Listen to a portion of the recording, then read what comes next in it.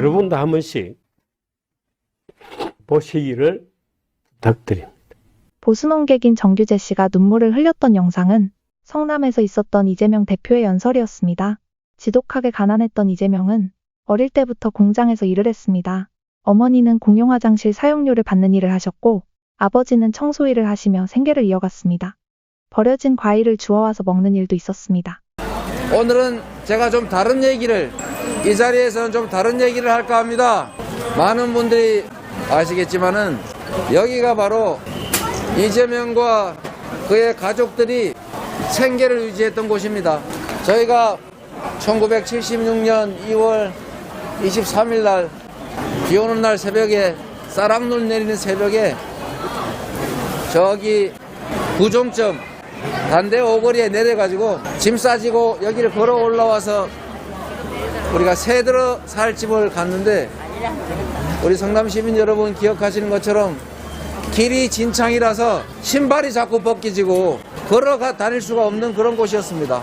아버지는 이 시장에서 청소 노동자로 일하셨고, 제 어머니는 이 건물을 다시 짓기 전에 2층 건물에 우리 여기 상대원 시장 상인 여러분 기억하시는 것처럼 공중 화장실에 소변 보면 10원, 다른 편을 보면 20원 이렇게 받았는데, 제 어머니, 제 여동생이 함께 그 화장실 지켰습니다. 정말 열심히 살았고, 저는 초등학교 마치고 저 상대원 꼭대기에 우리가 살았는데, 어머니께서 이 화장실에 출근하시기 전에 제 손을 잡고 공장에 바래다 주셨습니다. 그래도 행복했습니다.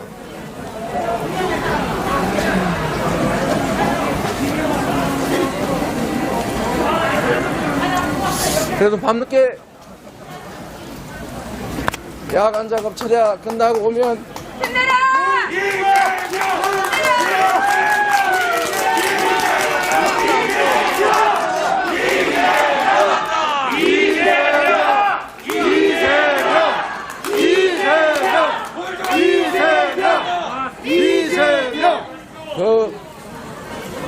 낮에 그 오랜 시간 일하시고 나서도 아들이 퇴근할 때까지 기다려 주셨습니다.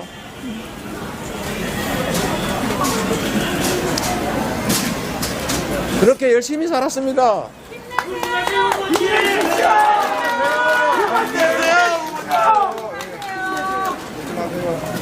아직도 그때 함께 일하던 사람들 여전히 혹독한 노동에 시달리고 위험 속에서 목숨을 잃어가고 있습니다. 그때 여기 명가통닭은 과일 가게였는데 지금도 얼마나 많은 사람들이 힘겹게 살아갑니까?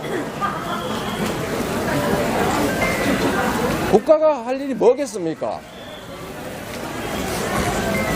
힘겹고 어려운 사람들에게 용기를 주고, 많은 사람들이 행복을 찾아갈 수 있도록 길을 열고, 일자리가 없는 사람에게는 일자리를,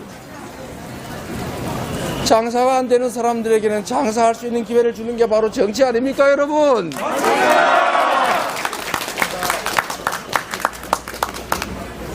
제가 우리 아버지 시장에서 청소하시고 시장에서 버린 종이, 깡통 이런 거 주워서 하대원 보물사에 갖다 파시고,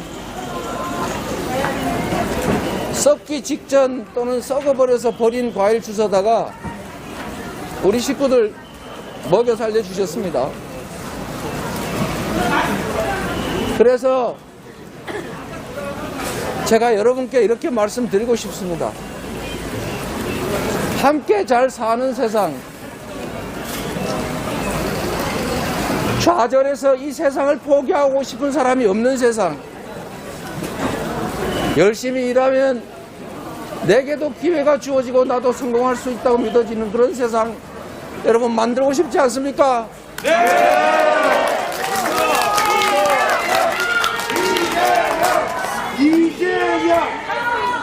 제가 힘들게 공부하다가 제가 요즘 젊은이들이 전 세계에서 가장 자살을 많이 하는 나라가 대한민국이라고 해서 저도 생각해 봤습니다. 너무 어려워서 공장에서 다쳐서 팔이 이렇게 장애가 돼서 앞날이 너무 캄캄해서 저도 다른 선택을 생각해 보고 실행해 본 일이 있던 것이 바로 이 뒤에 1층 반지하집이었습니다. 지금도 누군가는 세상을 포기하고 떠나고 있습니다. 그런 사람들에게 기회를 주고 싶습니다, 여러분. 희망을 만들어 주고 싶습니다.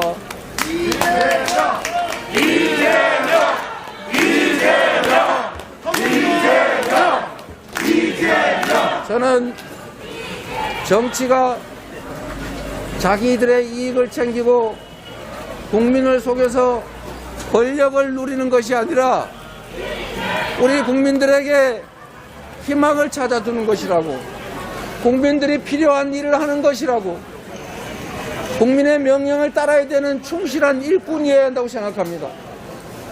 그런데 여러분, 제가 본 정치는 전혀 그렇지 못했어요.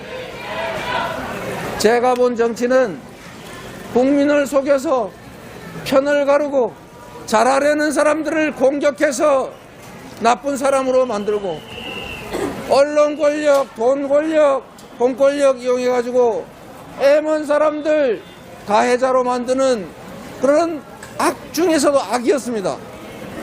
이런 정치를 여러분 계속 지켜보실 겁니까? 이런 나쁜 정치 속에서 여러분의 운명을 맡겨놓으실 겁니까, 여러분? 안 됩니다. 국민 여러분, 저는 정치를 왜 하는가를 가끔씩 생각합니다. 제가 정치를 하는 이유는 지금도 여전히 제가 탈출해버렸던 그 웅덩이 속에서 좌절하고 고통받고 절망하는 사람들에게 공정한 세상을 만들어주기 위해서였습니다.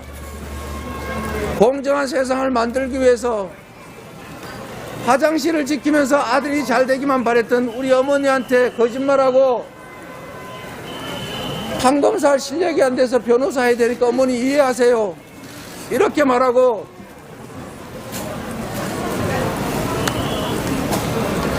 그래서 25나이에 인권변호사의 길을 선택했습니다. 열심히 일했고 깨끗하게 살려고 노력했고 그래서 지금 이 자리까지 왔지만 상처가 너무 많습니다. 힘내세요. 힘내세요. 힘내세요. 힘내세요. 제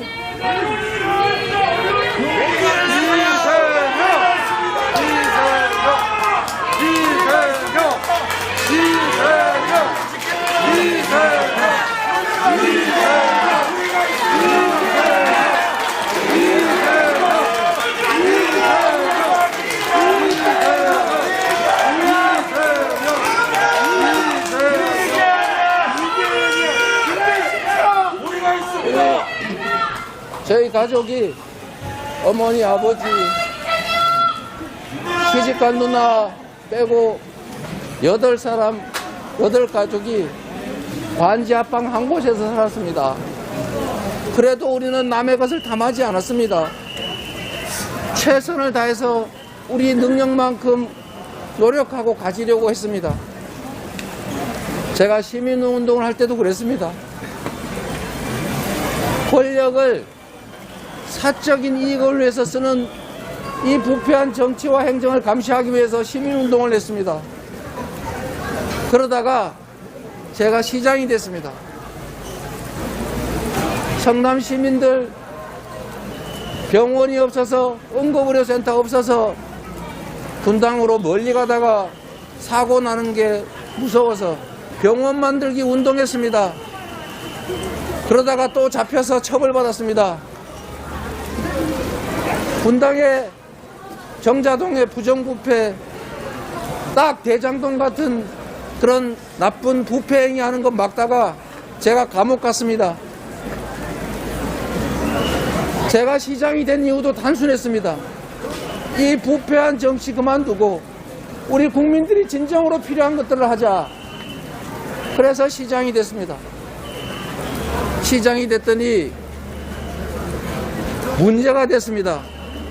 저를 미워하는 사람이 왜 이리 많습니까? 저를 미워할 이유가 없지 않습니까? 시민들이 시키는 대로 열심히 했고 부정부패 못하게 막았고 공정하게 권한 행사하도록 공무원들 지휘 잘했습니다. 그런데도 저를 가만 놔두지를 않더군요. 그러다가 결국은 우리 성남의 사람들은 다 아시지 않습니까? 저희 가족들을 동원해서 저를 공격하기 시작했습니다.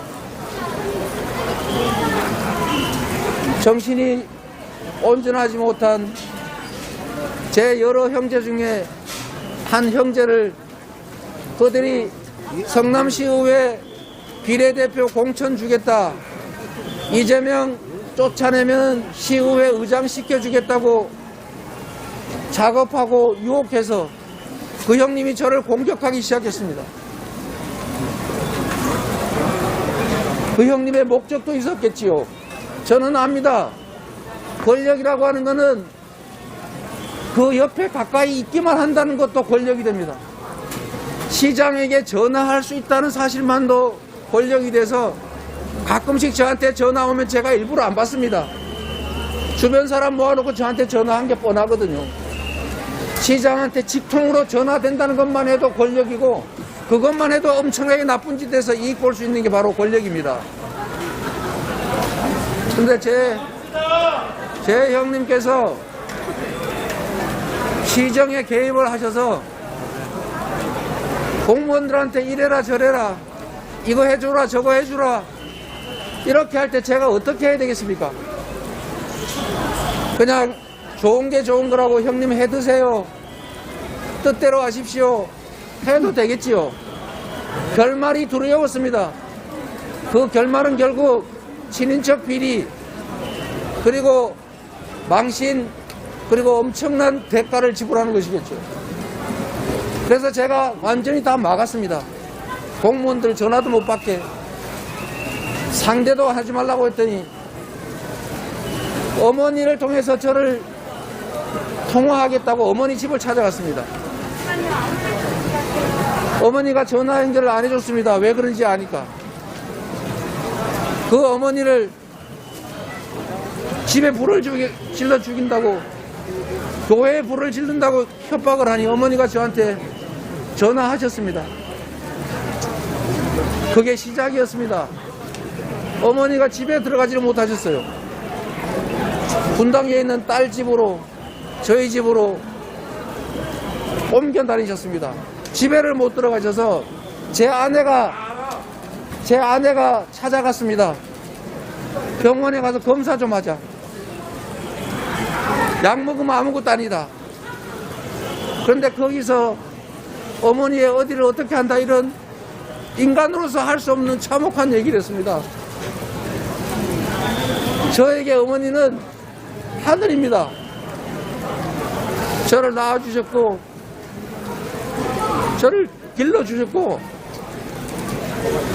저를 언제나 믿어줬고 저의 어떤 결정을 다 지지해 주신 분이십니다. 그 어머니의 어디를 어떻게 하다니요. 제가 화가 나서 전화했습니다. 왜 그런 말을 했냐, 어떻게 자식이 부모한테 그럴 수 있냐, 왜 불 지른다고 협박하고 그러냐. 그런데 이런 철학적인 표현도 이해 못한다고 저를 조롱했습니다. 그래서 제가 욕했습니다. 제가 욕한 거 잘못했습니다. 공직자로서 욕하지 말고 끝까지 참았어야죠. 잘못했습니다. 그러나 여러분, 결국은 어머니를 폭행해가지고 병원까지 가셨습니다. 제가 인덕이 부족합니다.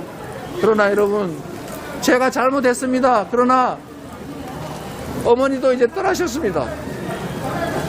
형님도 이제 떠나셨습니다. 다시는 이런 일이 일어나지 않습니다. 제가 잘못했습니다. 이제 이런 문제로 우리 가족들 아픈 상처 그만 좀 해집으십시오. 지금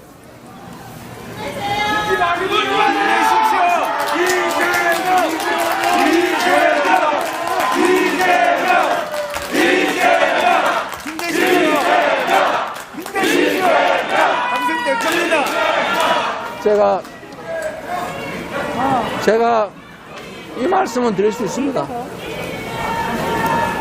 가족이 공적인 공무에 관여를 하면 그게 친인척 비리고 친인척의 시정 개입이고 결코 해서는 안 될 일입니다.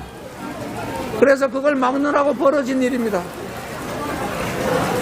형님이 그랬습니다. 저한테 어머니를 때리기 전에 내가 이거 다 녹음해놨는데 너 나한테 와서 빌고 내가 하라는 대로 하면 이거 녹음 공개 안 하고 계속 시정에 관여하는 거 전화 안 받고 말 안 들으면 공개하겠다고 했습니다.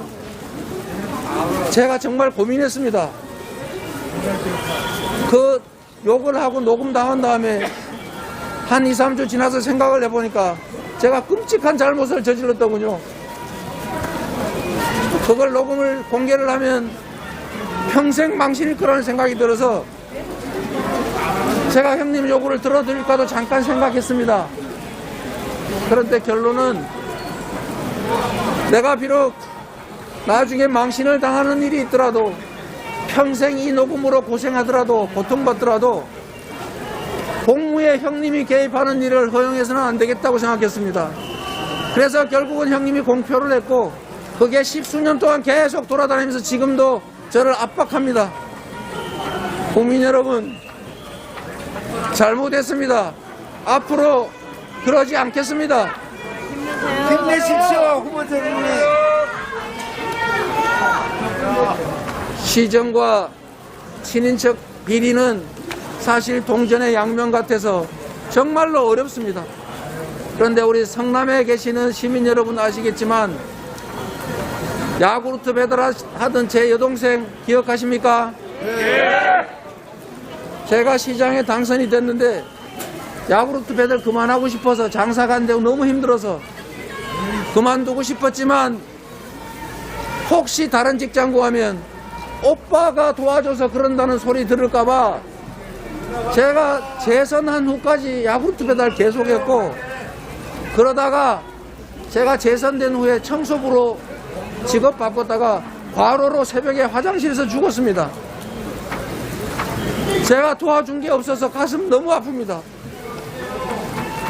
저희 누님 여전히 요양보호사 하시고 힘들게 사십니다.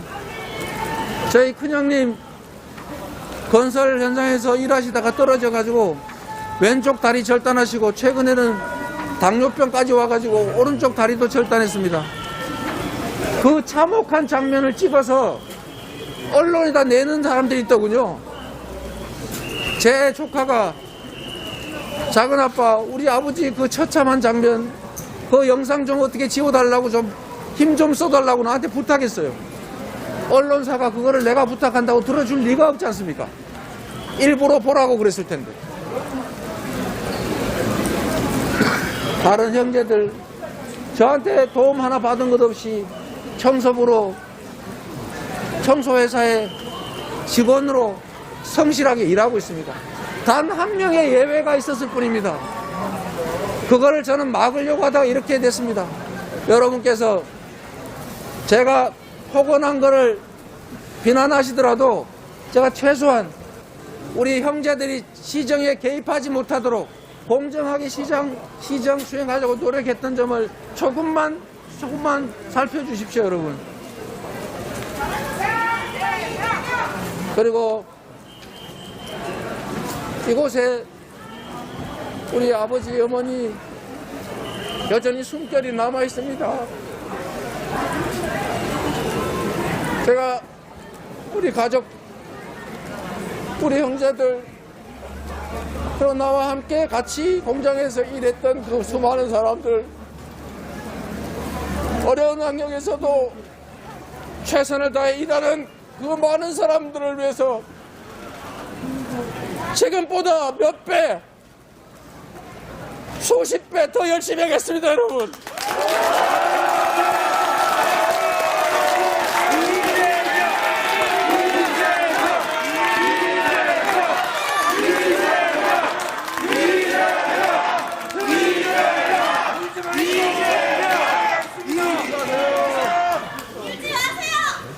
힘내십시오. 공정한 세상이 되어야 합니다. 억울한 사람이 없어야 합니다. 삶에 희망이 있어야 합니다. 그래서 나도 열심히 노력하면 나에게도 길이 있다고 생각이 돼야 최소한 내 다음 세대들은 나보다는 더 나은 삶을 살 거라고 믿어지는 세상이라야 아이도 낳고 꿈을 가지고 열심히 살 거 아닙니까, 여러분?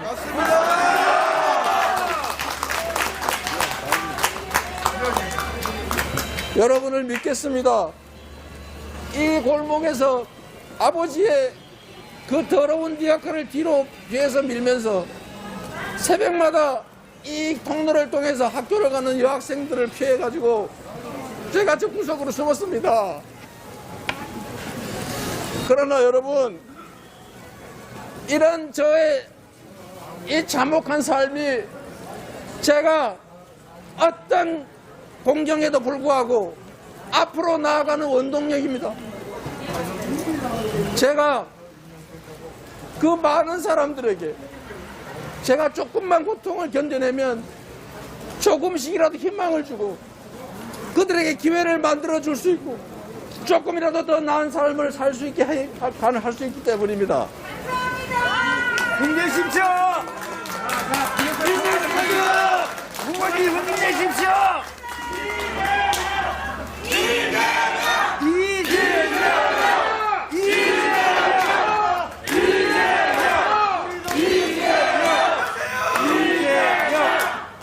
제가 저 이재명이 하는 정치에는 저의 삶이 다 투영되어 있습니다. 제가 이 과일 가게에서 버린 과일들을 냉장고도 없고 놔두면 썩으니까 밤에 아버지가 주워서 가져오면 우리 식구들이 밤에 다 모여서 한꺼번에 배가 터지게 먹어치웠습니다. 내일 아침은 썩어서 못 먹으니까요. 그래서 제가 정치를 하면서 우리 아이들에게 냉장고에 넣어놓고 필요할 때 싱싱하게 꺼내 먹을 수 있는 정책을 만들었습니다. 어린이들에게 과일을 주는 사업을 한 이유도 냉장고에 과일 넣어놓고 먹고 싶을 때 꺼내 먹는 그게 제 꿈이었기 때문에 그렇습니다. 저는 교복을 입어보지 못했습니다. 그래서 아이들에게 최소한 교복 한 벌은 해주자. 부모가 돈이 없어서 교복 살 돈이 없어서 선배들이 입던 교복 물려 입는 그 아픈 심정을 제가 조금이라도 덜어주고 싶어서 무상교복 시작했습니다. 제가 하는 모든 일은 우리의 삶, 우리 서민들의 삶과 이재명의 참혹한 삶이 투영되어 있습니다. 앞으로도 여러분을 위해서, 세상을 위해서 최선을 다하겠습니다. 여러분 고맙습니다.